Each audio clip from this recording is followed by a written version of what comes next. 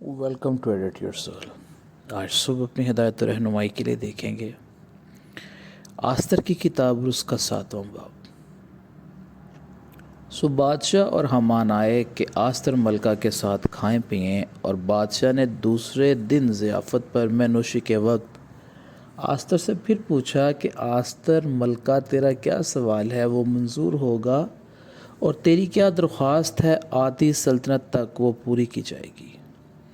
Esther ملکہ نے جواب دیا، ہے بادشاہ، اگر میں تیری نظر میں مقبول ہوں اور بادشاہ کو منظور ہو تو میرے سوال پر میری جان بخشی ہو اور میری درخواست پر میری قوم مجھے ملے، کیونکہ میں اور میرے لوگ ہلاک اور قتل کیے جانے اور نیست و نابود ہونے کو بیچ دیے گئے ہیں۔ اگر ہم لوگ غلام اور لونڈیاں بننے کے لیے بیچ ڈالے جاتے تو میں چپ رہتی، اگرچہ اس دشمن کو بادشاہ کے نقصان کا معاوضہ دینے کا مقدور نہ ہوتا۔ تب اخشویروس بادشاہ نے آستر ملکہ سے کہا، کون ہے اور کہاں ہے جس نے میرے دل میں ایسا خیال کرنے کی جرت کی؟ آستر نے کہا، وہ مخالف اور وہ دشمن، یہی خبیث حامان ہے۔ تب حامان بادشاہ اور ملکہ کے حضور ہراساں ہوا، اور بادشاہ غضبناک ہو کر مے نوشی سے اٹھا اور محل کے باغ میں چلا گیا، اور حامان آستر ملکہ سے اپنی جان بخشی کی درخواست کرنے کو اٹھ کھڑا ہوا، کیونکہ اس نے دیکھا کہ بادشاہ نے میرے خلاف بدی کی ٹھان لی ہے۔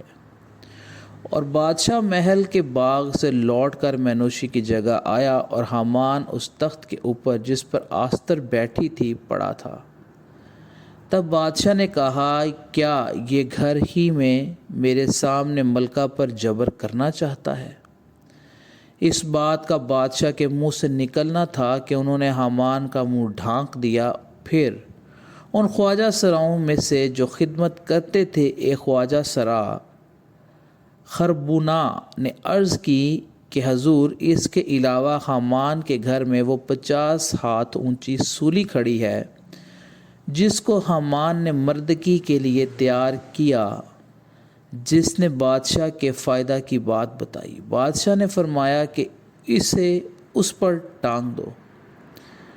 سو انہوں نے حامان کو اسی سولی پر جو اس نے مردکی کے لیے تیار کی تھی ٹانگ دیا۔ تب بادشاہ کا غصہ ٹھنڈا ہوا۔ خداوند کے زندہ پاک کلام کے پڑھے اور سنے جانے پر اس کی خاص برکت اور رحمت ہو، آمین۔